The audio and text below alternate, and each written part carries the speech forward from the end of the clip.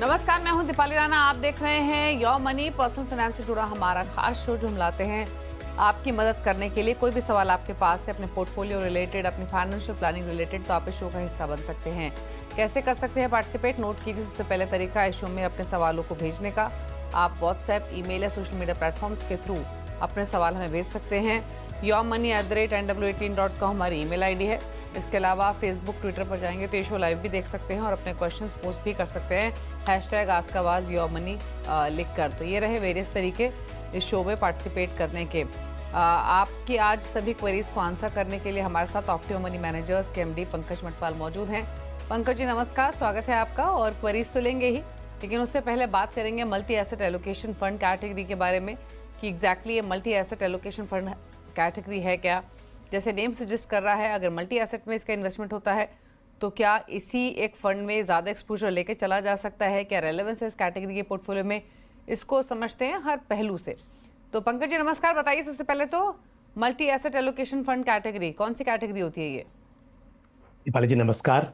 देखिए, जैसा आपने कहा, नाम से मालूम चलता है कि मल्टी एसेट है। इसका मतलब इसमें एक से ज्यादा एसेट क्लासेस होते हैं।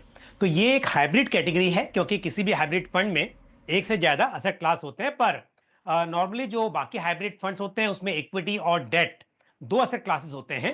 पर एज पर सेबी जो गाइडलाइन है उसके हिसाब से जो मैंडेट है, multi asset allocation fund category में मिनिमम 3 एसेट क्लास होना जरूरी है।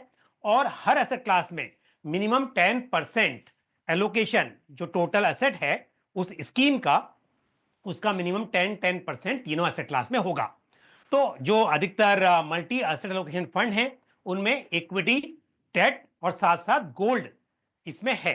तो यानी कि उसके अलावा फिर गोल्ड के अलावा सिल्वर और रीट्स, इनविट्स भी हो सकता है। पर मेजरली इक्विटी, डेट और गोल्ड 3 एसेट क्लासेस आपको हर मल्टी एसेट एलोकेशन फंड में मिलेंगे। ओके, अच्छा पंकज जी, अगर हम कुछ और बारीकियां समझें इस फंड की तो वो क्या रहेंगी? सबसे पहली बात तो ये कि जो तमाम मल्टी एसेट एलोकेशन फंड्स होते हैं क्या वो सभी सेम होते हैं या सबका अलग अलग कॉम्पोजिशन लाइकली हो सकता है? कैपिटल गेन टैक्स लायबिलिटीज़ क्या होती हैं? और एक पोर्टफोलियो में अगर इसे एक्सपोजर लेना हो तो कितना परसेंटेज रेशियो इन्वेस्ट किया जा सकता है? बिल्कुल, देखिए, हम जानते हैं कि एसेट एलोकेशन की बहुत इंपॉर्टेंस है। हमने देखा कि लास्ट 1 ईयर में इक्विटी ने उतना अच्छा परफॉर्म नहीं किया जितना गोल्ड ने किया। लेकिन ऐसा राइट। नहीं कि हमेशा गोल्ड उतने रिटर्न देता है, कभी गोल्ड रिटर्न्स कम होते हैं। तो यदि आपके पोर्टफोलियो में इक्विटी, डेट और गोल्ड ये मल्टीपल एसेट क्लासेस होंगे तो इसका आपको बेनिफिट मिलेगा कई तरह से। एक तो ये कि एक समय पर यदि एक एसेट क्लास अच्छा परफॉर्म नहीं कर रहा है और दूसरा एसेट क्लास जिसके साथ उसका कोरिलेशन बहुत अच्छा नहीं है, तो हो सकता है वो अच्छा परफॉर्म कर रहा हो। और सिर्फ परफॉर्मेंस की बात नहीं है, रिस्क की बात करें तो रिस्क भी कम हो जाता है। यदि किसी वक्त मैंने देखा कि इक्विटी में गिरावट बहुत ज्यादा है लेकिन गोल्ड में गिरावट नहीं है, तो आपके पोर्टफोलियो को स्टेबिलिटी मिलेगी। तो इसके लिए ये तो इंपॉर्टेंस है कि एसेट एलोकेशन फंड जो है वो कैसे फायदेमंद हो सकता है। लेकिन जो बात है कि सारे फंड एक जैसे होते हैं, तो सारे फंड्स एक जैसे नहीं है। अंतर यह है कि सभी में जो इक्विटी का एलोकेशन है वो सेम नहीं होगा। क्योंकि सेबी ने क्या कहा है कि आपके इस कैटेगरी के फंड में मिनिमम एलोकेशन वो जो है वो कम से कम 10% होना चाहिए। पर अधिक कितना हो सकता है? अब यदि आप मान लीजिए कि डेट में और गोल्ड में 10% रख लें तो 80% तो बच सकता है। तो आप हो सकता है कि इक्विटी में 80% कर लें। तो फंड हाउसेस ने अपने हिसाब से ये तय किया है कि वो इक्विटी में कितना एलोकेशन रखेंगे। तो ज्यादातर फंड जो है इस कैटेगरी के, उनमें इक्विटी एलोकेशन कम से कम 65% रहता है। और बाकी का जो है वो डेट या गोल्ड में हो सकता है या रीट्स, इनविट्स में भी हो सकता है। बट मिनिमम एलोकेशन वो इक्विटी में 65% रखते हैं। वहीं कुछ फंड्स हैं जहां पर इक्विटी एलोकेशन 40% to 60% के बीच में रहता है। अब इससे क्या होगा? यदि ऐसा फंड जिसमें इक्विटी एलोकेशन 60% से ऊपर नहीं रहेगा, इसका मतलब वहां पर इक्विटी का जो उतार चढ़ाव का जोखिम होता है वो उसके मुकाबले कम रहेगा, जहां पर 65% से अधिक रखना होगा। तो इन्वेस्टर्स को समझना होगा कि उनके लिए कौन सा फंड सही रहेगा, उनका रिस्क एपेटाइट कैसा है। अब आते हैं इस बात पर कि टैक्स कैसे लगेगा। क्योंकि हम जानते हैं किसी भी फंड में यदि इक्विटी एलोकेशन मिनिमम 65% रहे तो वो कहलाता है इक्विटी फंड। और वहां पर 1 साल तक का होल्डिंग पीरियड शॉर्ट टर्म होता है और 1 साल से अधिक का होल्डिंग पीरियड लॉन्ग टर्म कहलाता है। तो तो यदि शॉर्ट टर्म में यदि विद इन 1 ईयर आप यूनिट्स को सेल कर देंगे, आप निकल जाएंगे उस म्यूचुअल फंड से, तो आपको वहां पर शॉर्ट टर्म में 20% के रेट से टैक्स पे करना होगा, short term capital gain tax. और यदि 1 साल तक होल्ड करने के बाद यूनिट्स को फिर आप बेचते हैं, फिर आप रिडीम करते हैं, तो वहां पर long term capital gain tax लगेगा, जो कि 12.50% के रेट से एप्लीकेबल होगा। लेकिन ऐसा फंड, ऐसा मल्टी असेट एलोकेशन फंड जहां पर इक्विटी एलोकेशन 65% से कम रहेगा लेकिन 35% के ऊपर होगा, तो इस कैटेगरी के फंड्स में जो टैक्स लगता है, वहां पर पहली बात तो यह है कि 2 साल तक का पीरियड शॉर्ट टर्म हो जाएगा और 2 साल के बाद ही लॉन्ग टर्म होगा। जबकि पहली वाले जो बात मैंने की थी जहां पर 65% मिनिमम इक्विटी थी, वहां पर आपका 1 साल में वो लॉन्ग टर्म कहला रहा था, तो यहां पर 2 साल के बाद लॉन्ग टर्म होगा।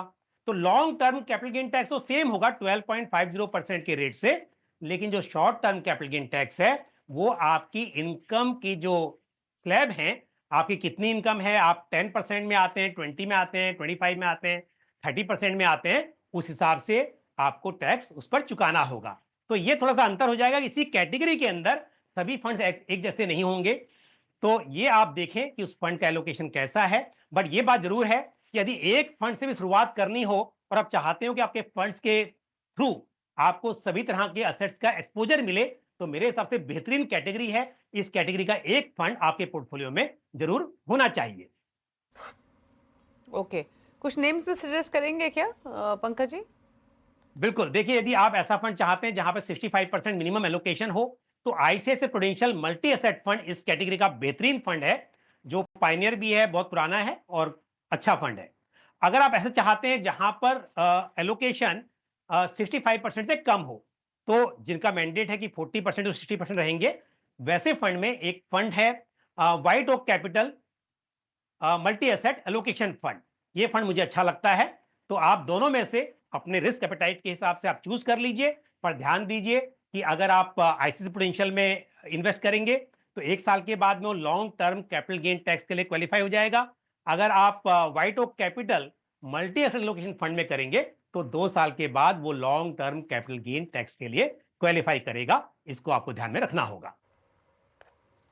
ओके, चलिए, तो ये रहा एक detailed discussion multi asset allocation के बारे में। हर पर्सपेक्टिव से सलाह दी है यहाँ पर। आपके पोर्टफोलियो में कितनी जगह देनी चाहिए इस कैटेगरी को, अगर हाँ तो कौन से फंड्स बेहतर हैं, सब पर्सपेक्टिव से यहाँ पर राय आपको मिली है। लेकिन आगे बढ़ते हुए अब सवालों को करते हैं शामिल। गणेश प्रसाद दुबे झारखंड से हमारे साथ कनेक्टेड है, पहले व्यूअर। गणेश जी नमस्कार, बताइए क्या सवाल है आपका? नमस्ते मैडम, और पंकज जी को भी नमस्ते। बिल्कुल, मेरे सुन पास, रहे हैं आपकी बात, हाँ बताइए। मैडम, मेरे पास मैंने अपना पोर्टफोलियो शेयर किया है। एक्सिस ग्रोथ अपॉर्चुनिटी फंड है 3000 का। निपॉन को हमने बंद करके बंधन में स्विच ऑफ कर लिया है। आईसीआईसीआई ब्लू चिप फंड है, वो 3 से मैंने 5000 कर लिया है। एक्सिस टीएलएस फंड को हमने स्टॉप कर दिया है। इन्वेस्टको इंफ्रास्ट्रक्चर 5000 है, जिसको अब अगर हमने बंद करना है तो ये एक मेरा क्वेरी होगा। और दूसरा एचडीएफसी और कोटक दोनों में, एचडीएफसी फ्लेक्सी कैप और कोटक फ्लेक्सी कैप में मेरा 2-2000 का इन्वेस्टमेंट है। इन दोनों से मैं एक रखना चाहता हूँ।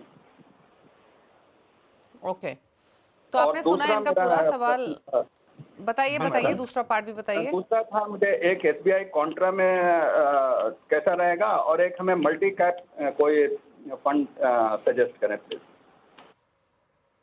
ठीक है, पूछ लेते हैं क्या सजेशन रहेगा। बताइए, आपने इनका पूरा सवाल सुना, इन्होंने अपने फंड्स के नेम भी बताया। एक्सिस ईएलएसएस टैक्स सेवर में एसआईपी बंद कर चुके हैं। गणेश के पास जो पोर्टफोलियो है उसमें Bandhan small cap, ICICI Pru blue chip, Invesco infra है जहाँ 5-5 हज़ार ईच डाल रहे हैं। 3000 एक्सिस ग्रोथ अपॉर्चुनिटीज में, 2-2000 एचडीसी फ्लेक्सी कैप और कोटक फ्लेक्सी कैप में। सजेशंस बताइए प्लीज। देखिए, फंड सभी अच्छे हैं और आपने अभी जो अपना स्मॉल कैप फंड भी स्विच कर लिया है, तो बंधन स्मॉल कैप फंड बिल्कुल अच्छा है। पर ध्यान रहे कि आपके पोर्टफोलियो में सभी इक्विटी फंड्स हैं और मार्केट में उतार चढ़ाव का माहौल है। हालांकि कुछ दिनों से कुछ ट्रेडिंग सेशन में हमने अच्छी तेजी देखी है, लेकिन फिर भी जो सिचुएशन है उस हिसाब से आपको देखना चाहिए कि आपका पोर्टफोलियो लॉन्ग टर्म के लिए रहे। तो लॉन्ग टर्म के हिसाब से आप एसआईपी कर रहे हैं, बिल्कुल आप बने रहें। लेकिन एक जो फंड है आपके पास में, इन्वेस्टको इंफ्रा फंड, हालांकि इंफ्रास्ट्रक्चर भी एक अच्छी थीम है, बट क्योंकि थीमेटिक फंड है और आपका अगर नजरिया लॉन्ग टर्म का है और आप ये नहीं समझते हैं कि कब आपको यहां से निकलना होगा, कब एंट्री करनी होगी, तो मेरे हिसाब से इंफ्रा फंड में एसआईपी को बंद किया जा सकता है और उसकी जगह पर उस पैसे को आप एग्जिस्टिंग फंड जो आपके पास है उन्हीं में आप ऐड कर सकते हो। तो एग्जिस्टिंग में आपके पास जैसे एचडीएफसी फ्लेक्सी कैप फंड है, उस फंड में एसआईपी बढ़ाई जा सकती है। लेकिन आपने एक सवाल और पूछा कि क्या आपको एसबीआई कॉन्ट्रा फंड लेना चाहिए या फिर एक मल्टी कैप फंड लेना चाहिए। तो मेरे हिसाब से मल्टी कैप फंड की जरूरत मुझे नहीं लग रही है, क्योंकि आपके पास में स्मॉल कैप भी है, लार्ज कैप, मिड कैप सब कुछ है। तो और फ्लेक्सी कैप फंड जो है उसमें भी समय समय पर जो एलोकेशन है with in asset with in market caps वो भी घटाया बढ़ाया जाता है। तो मेरे हिसाब से मुझे आपको जरूरत नहीं है कि आप मल्टी कैप अलग से ऐड करें। रही बात कॉन्ट्रा फंड की, क्योंकि कॉन्ट्रा एक अलग थीम है, तो वो कंसिडर किया जा सकता है।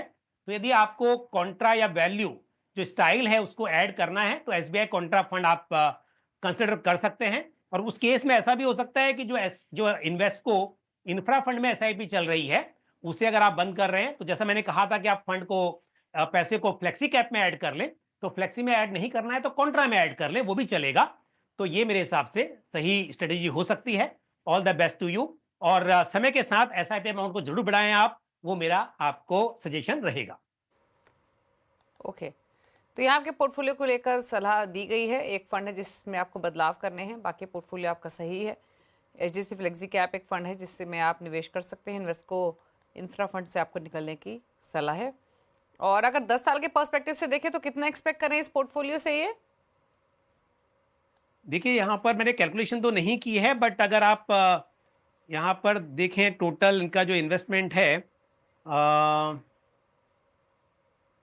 ये मुझे कैलकुलेट करना पड़ेगा, थोड़ा मुश्किल होगा कहना, क्योंकि Okay. सारे फंड्स अलग अलग Okay. तरह से हैं, तो मेरे पास में कैलकुलेशन अवेलेबल नहीं है। चाहे तो मैं बाद में करके ठीक है। बाद में आंसर दे दूंगा इसका। एग्जैक्टली ठीक है, 22 साल का व्यू है लेकिन पोर्टफोलियो आपका सही है।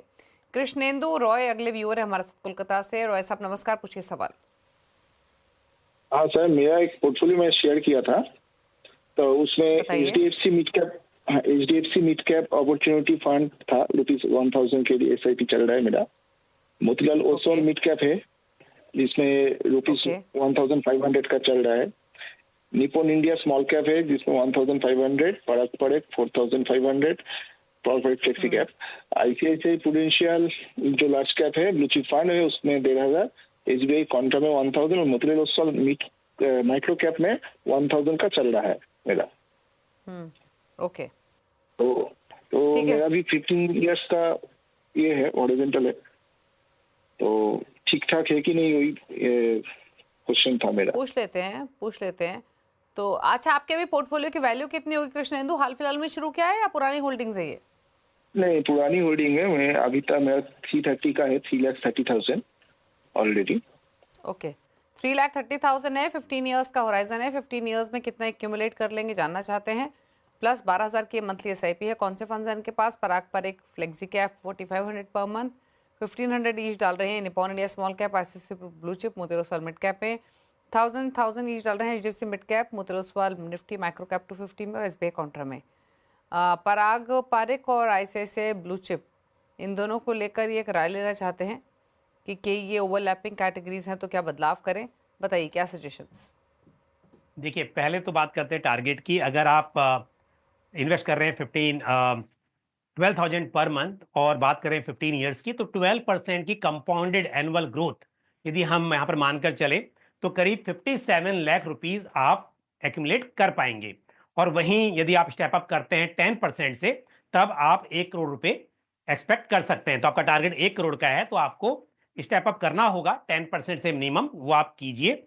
और दूसरी बात यह है कि जहाँ तक फंड्स का सवाल है, सभी फंड्स अच्छे हैं, लेकिन आपका जो कंसर्न है कि ICICI prudential blue chip fund और पराग पारिक फ्लेक्सी कैप फंड को लेकर, यहाँ पर ओवरलैपिंग आप जो देख रहे हैं उसकी एक ही वजह है, क्योंकि पराग पारिक फ्लेक्सी कैप फंड का जो पोर्टफोलियो इस वक्त पर वो लार्ज कैप बायस्ड है। उसमें जो स्टॉक्स हैं मेजरली लार्ज कैप हैं, लेकिन दोनों कैटेगरी अलग हैं और दोनों के पोर्टफोलियो में अगर आप देखेंगे तो काफी अंतर है। अंतर मतलब अगर आप ये बात कर रहे हैं कि जितना इक्विटी में इन्वेस्ट हुआ है उसमें काफी स्टॉक्स सेम है, वो बात सही है, लेकिन ये देखेंगे कि आपके फ्लेक्सी कैप फंड के अंदर एक तो कैश कंपोनेंट है, वहां पर इस वक्त पर इंटरनेशनल एक्सपोजर भी है, और साथ ही समय के साथ उस फंड में स्कोप है कि वहां पर मिड कैप स्मॉल कैप में एक्सपोजर बढ़ाया जा सकता है। तो मेरे हिसाब से दोनों डिफरेंट कैटेगरी हैं। सिर्फ इस वक्त पर कुछ स्टॉक सेम हैं, ये सोचकर आप ये ना सोचें कि दोनों में से एक में निकल जाएं। आप दोनों फंड्स को अपने पोर्टफोलियो में रख सकते हैं और सारे ही फंड्स अच्छे हैं, इन्हीं के साथ आगे बढ़ सकते हैं। सिर्फ जो जरूरी है 10% से स्टेप अप तो करना ही है। उसके अलावा क्योंकि पैसे की वैल्यू कम हो जाती है समय के साथ, आज का 1 करोड़ 15 साल के बाद 1 करोड़ नहीं रहेगा। तो इसके लिए और जितना अधिक हो सके आप इन्वेस्टमेंट बढ़ाने पर जोर दें। ओके, चलिए, तो राय क्लियरली दी गई है। 1 करोड़ कमाने के लिए 15 साल में आपको 10% का स्टेप अप करना पड़ेगा, अदरवाइज 57 लाख के आसपास एक्यूमुलेट कर लेंगे। बाकी आपके जो तमाम फंड्स आपके पोर्टफोलियो मौजूद है सब लॉन्ग टर्म के हिसाब से बेहतर फंड है। इन्वेस्टेड रहिए, टाइम टू टाइम अपने पोर्टफोलियो पर राय लेते रहिए। गौरव खंडेलवाल हैं गाजियाबाद से। गौरव जी नमस्कार, बताइए सवाल। हेलो, बताइए कौन से फंड्स हैं आपके पास, क्या सवाल है? मेरे पास ये मेरा 15,000 का वो है मेरा मंथली, तो उसमें मेरे पास Okay. पराग पारिक भी है और ये मोतीलाल ओसवाल का मिड कैप है और आईसीआईसी का ब्लू चिप का है और आईसीआईसी डिस्कवरी फंड ये है। 4-5 एसबीआई कॉन्ट्रा फंड है। ओके, मतलब 15,000 तो per month. Okay, 15,000 per month. अच्छा, आपकी पोर्टफोलियो की वैल्यू 3 लाख के आसपास की है। 20 ईयर्स में 2 करोड़ का टारगेट, करेक्ट? यही सवाल है आपका? हाँ जी, हाँ जी। ओके, तो पूछ लेते हैं क्या सजेशन रहेगा। पहले मैं इनका पोर्टफोलियो बता दूं। Motilal Oswal mid cap, Parag Parikh flexi cap, ICICI Pru blue chip, value discovery में 2,500 ईच, 5,000 डाल रहे हैं एसबीआई कॉन्ट्रा में, एंड टोटल 15,000 के एसआईपी है। 3 लाख की वैल्यू है पोर्टफोलियो के। 20 साल में 2 करोड़ का लक्ष्य है। बताइए पंकज जी। दीपाली जी देखिए, 20 साल की बात हो रही है 2 करोड़ की। अगेन मैं ये बात ऑब्जर्व करता हूं हमेशा, इन्वेस्टर्स जब भी ये सोचते हैं या व्यूवर्स जब सोचते हैं कि मुझे कितना पैसा चाहिए, वो आज के टर्म में सोचते हैं। आज का 2 करोड़ मानते हैं कि उसकी अच्छी वैल्यू है, लेकिन 20 साल के बाद वो वैल्यू नहीं रहेगी। अगर मैं यहाँ पर 6% की महंगाई दर मानकर चलूं तो 20 साल के बाद आज के 2 करोड़ की वैल्यू आज के करीब 62 लाख के आसपास रह जाएगी। तो यदि आपका टारगेट ये है कि 20 साल के बाद मेरा सिर्फ 62 लाख इकट्ठा होना चाहिए, तब बात अलग है। अगर आप चाहते हैं कि नहीं 2 करोड़ रुपया हो, तो इसका मतलब आपको और ज्यादा पैसा इन्वेस्ट करना होगा। लेकिन आप बात करते हैं कैलकुलेशन की। जो आप इन्वेस्टमेंट कर रहे हैं, अगर आप 15,000 की एसआईपी करते हैं रेगुलरली, तो 20 साल में करीब आपके पास 1 करोड़ 66 लाख रुपया इकट्ठा हो सकता है इस एसआईपी से।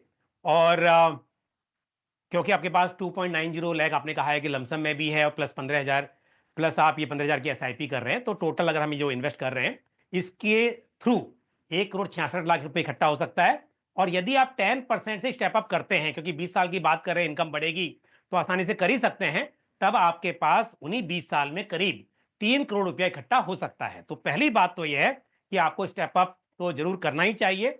और वो 3 करोड़ जो होंगे उसकी वैल्यू भी आपके आज के 2 करोड़ के आसपास नहीं रहेगी, क्योंकि जब हम बात कर रहे हैं कि 2 करोड़ की वैल्यू 62 लाख बन रही है, तो 3 करोड़ की वैल्यू भी आपकी 2 करोड़ नहीं बन पाएगी। आपको और भी करना चाहिए, बट 20 साल में मुझे उम्मीद है कि आप यदि थोड़ा लमसम करते रहे बीच बीच में, जब सैलरी और ज्यादा बढ़े, इनकम बढ़े, तब और ज्यादा करें, तो ये पॉसिबल होगा। अब बात करते हैं फंड्स की। फंड सभी अच्छे हैं। आपके पास एक फंड मिसिंग है, वो है स्मॉल कैप। स्मॉल कैप नहीं, और बात हो रही है 20 साल की और एसआईपी के जरिए निवेश हो रहा है, तो मेरी राय यह है कि स्मॉल कैप फंड को भी ऐड कर लें। और यहां पर बंधन स्मॉल कैप फंड या टाटा स्मॉल कैप फंड, इनमें से कोई भी एक स्मॉल कैप फंड को आप कंसिडर कर सकते हैं। तो बाकी फंड्स अच्छे हैं, एक फंड आप ऐड कर लें तो एक अच्छा पोर्टफोलियो बन जाएगा आपका। और 20 साल के लिए अमाउंट को बढ़ाते हुए इन्वेस्ट करते रहें। All the best to you. Okay, चलिए, तो ये रही आपके पोर्टफोलियो को लेकर सगला। अकॉर्डिंगली आप बदलाव कर सकते हैं। रुकना इसी के साथ एक ब्रेक के लिए लौटेंगे तो कुछ और क्वेश्चन तो करेंगे शामिल। जल्द वापस आते हैं। आप देखते रहिए योमनी। आप देख रहे हैं योमनी। पंकज उटपाल हमारे साथ मौजूद हैं। लेते हैं कुछ और सवालों को और एक ईमेल के थ्रू सवाल लेंगे। केदार शर्मा ने सवाल भेजा है। 25,000 की मंथली एसआईपी चल रही है, पत्नी की एसआईपी चल रही है 40,000 की, कंबाइंड इन्वेस्टमेंट 65,000 की है। 5,000 की एडिशनल एसआईपी इनको करनी है, तो इनकी एसआईपी 25,000 से बढ़कर 30,000 हो जाएगी। 12 से 15% सालाना स्टेपअप भी कर रहे हैं। 2033 तक 2 करोड़ का लक्ष्य है, यानी अब से 8 साल बाद। पोर्टफोलियो की वैल्यू 36 लाख है, पीपीएफ में 15 लाख है। कौन से फंड्स हैं? HDFC large mid cap, Nippon India small cap, Parag Parikh flexi cap, Kotak multi cap. चारों में ही 5000 ईच डाल रहे हैं, पीपीएफ में मंथली 5000 डाल रहे हैं। और साथ ही जो वाइफ का पोर्टफोलियो उसमें HDFC flexi cap, SBI flexi cap, मेरे asset large mid cap, SBI small cap, Axis mid cap या 5 से 10,000 के एसआईपीज हैं। पीपीएफ में मंथली 10,000 वाइफ का डाल रहे हैं। तो दोनों अलग अलग करके राय ले लेते हैं। पहले तो इनकी वाइफ के पोर्टफोलियो, इनके खुद के पोर्टफोलियो पर राय दीजिए। फंड चॉइसेस कैसी हैं, 5000 एडिशनल कहाँ डालें, क्या राय गोल पर? देखिए, दोनों पोर्टफोलियो में जो फंड्स हैं अच्छे हैं, इनमें बिल्कुल कंटिन्यू किया जा सकता है, इसमें कोई दिक्कत नहीं है। और अगेन बात यह है कि कितना इन्वेस्टमेंट बनेगा। अगर हम 12% के CAGR पर कैलकुलेट करते हैं तो 15 साल में कंबाइंड जो पोर्टफोलियो है उसका जो वैल्यू होगी करीब 2 करोड़ 33 लाख रुपया इकट्ठा हो सकता है 49,000 पर मंथ की SIP के साथ में। और इसके अलावा एक बात और भी है कि उन्होंने भी कहा है 2 करोड़ रुपये इकट्ठा करना है, 15 साल की बात कर रहे हैं। बट अगेन अगर हम 6% की महंगाई दर भी मानकर चलें तो 15 साल के बाद में जो 2 करोड़ की वैल्यू है वो आज के करीब 83 लाख के आसपास ही होगी। तो आपको देखना हमेशा ये होगा कि आप जब टारगेट सेट करते हैं तो उसमें इन्फ्लेशन को फैक्टर इन कर रहे हैं कि नहीं कर रहे हैं। तो यहाँ पर मैं बता दूं कि अमाउंट कम हो रहा है और अप्रॉक्सीमेटली यदि आप स्टेप अप कर लेते हैं फिर भी, क्योंकि ये 2 करोड़ 33 लाख बन रहे हैं, पर अगर 10% से, और आप कह भी रहे हैं कि आप 12-15% से करेंगे स्टेप अप, बट अगर 10% से मिनिमम करते हैं तो भी आपका करीब 4 करोड़ रुपये इकट्ठा हो जाता है। तो ये थोड़ा सही फिगर लग रही है कि जो आप इन्फ्लेशन एडजस्टेड लेकर चलें तो इतना पैसा बन जाए। तो मेरे हिसाब से 10% से स्टेप अप जरूर करें, ये अच्छा रहेगा। दूसरी बात यह है कि पोर्टफोलियो में स्कीम सभी अच्छी हैं, तो लेकिन मिड कैप एक्सपोजर आपका ज़्यादा है। मिड कैप में अलग से भी स्कीम है, प्लस आपके पास जो दूसरे फंड्स हैं फ्लेक्सी कैप, मल्टी कैप, उनके जरिए भी आपका मिड कैप में एक्सपोजर मिल रहा है, उसे थोड़ा कम किया जा सकता है। और ऐसे में यदि आप मेरे एसेट मिड कैप फंड में SIP रोक कर और मेरे एसेट का ही जो large and mid cap fund आपके पोर्टफोलियो में है उसमें यदि डाइवर्ट कर दें अमाउंट को, तो बेहतर होगा। थोड़ा लार्ज कैप का एक्सपोजर बढ़ जाएगा तो थोड़ा सा पोर्टफोलियो को स्टेबिलिटी मिलेगी, ये अच्छा है। बाकी सब फंड्स में आप कंटिन्यू कर सकते हैं, फंड वो भी अच्छा है, बट क्योंकि मिड कैप में एक्सपोजर ज्यादा है इसके लिए मैंने आपको सलाह दी है कि आप मिड कैप में SIP रोक कर मेरे एसेट के ही लार्ज एंड मिड कैप में SIP का अमाउंट बढ़ा लें। ओके, तो दोनों पोर्टफोलियोज पर राय भी दी गई है, दोनों पोर्टफोलियोज पर ही कंबाइंड आप कितने इकट्ठा कर लेंगे उस पर भी राय दी गई है। अच्छा, 5000 जो एडिशनल करना है इनको वो इसी फंड में करें या एग्जिस्टिंग पोर्टफोलियो के हिसाब से? बिल्कुल, देखिए इनके पोर्टफोलियो ऑलरेडी अच्छे फंड्स हैं, कोई नया फंड ऐड करने की जरूरत नहीं है। HDFC फ्लेक्सी कैप फंड में अमाउंट बढ़ाया जा सकता है मेरे हिसाब से, और बाकी इनके पास कोटक मल्टी कैप फंड भी है, उसमें भी ऐड कर सकते हैं। किसी भी एक फंड में आप 5000 रुपीज को, या ये भी करें कि 2,500 रुपये दोनों में डिवाइड कर लें। ओके, अभिषेक अग्रवाल ने अगला सवाल भेजा है ग्रेटर नोएडा से। 36 साल इनकी उम्र है, लगभग 49,000 की SIP चल रही है मंथली, 15 साल में 2 करोड़ का लक्ष्य है। मेरे asset large and mid cap 2,500 रुपये महीना, 5500 रुपये महीना UTI Nifty next 50 index, quant small cap में 5500, 8,000 डाल रहे हैं एक्सिस मिड कैप में, 5,500 डाल रहे हैं Motilal Oswal Nifty mid cap 150, मेरे एसेट मिड कैप और बंधन मल्टी कैप। क्या सजेशंस?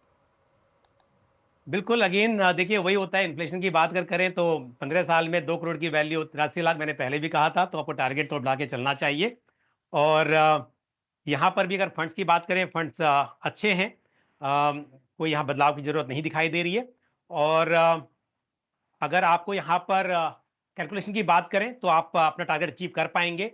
2 करोड़ का टारगेट जो है वो आसानी से ऊपर पूरा हो सकता है, लेकिन फिर भी यहाँ पर भी अगर आप स्टेप अप कर लें, क्योंकि आप बात कर रहे हैं 15 साल की, तो स्टेप अप करेंगे तो और भी इन्फ्लेशन एडजस्टेड ये करीब 4 करोड़ रुपया बन सकता है। तो इन्फ्लेशन एडजस्टेड आपका जो 2 करोड़ का टारगेट है वो पूरा हो जाएगा। तो यहाँ पर कोई बदलाव की जरूरत मुझे नहीं दिखाई दे रही है, इन फंड्स के साथ आगे बढ़ सकते हैं। चलिए, तो ये रही सलाह आपके पोर्टफोलियो को लेकर, और थोड़े से बदलाव आपको बताए गए हैं। 4 करोड़ के आसपास की राशि आप इकट्ठा कर लेंगे 12% की दर्ज पर 15 सालों में, और इन्फ्लेशन के हिसाब से भी आप ध्यान में रखें अपने गोल को।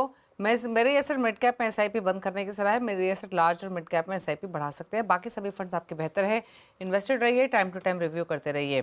चलिए, सवाल तो इतने शामिल करेंगे, अब पूछ लेते हैं पंकज जी के टॉप 4 फंड्स। पंकज जी बताइए। बिल्कुल, देखिए ICICI prudential multi asset fund, जिसका जिक्र पहले भी किया था मैंने शो के शुरुआत में, HDFC flexi cap fund, Bajaj Finserv का large and mid cap fund, और साथ ही White Oak Capital multi cap fund, इन 4 फंड्स के साथ में अपना पोर्टफोलियो बना सकते हैं। तो ICICI Pru multi asset, HDFC flexi cap, Bajaj Finserv large mid cap, White Oak Capital multi cap, यहाँ पर आप अपना पोर्टफोलियो क्रिएट कर सकते हैं। चलिए सवाल तो इतने ही करेंगे शामिल। शुक्रिया पंकज जी शो में आने के लिए, सभी क्वेरीज को आंसर करने के लिए। Thank you so much. इसी के साथ एक ब्रेक का वक्त हो गया है। मनी में ब्रेक के उस पर भी खबर जारी है। नमस्कार।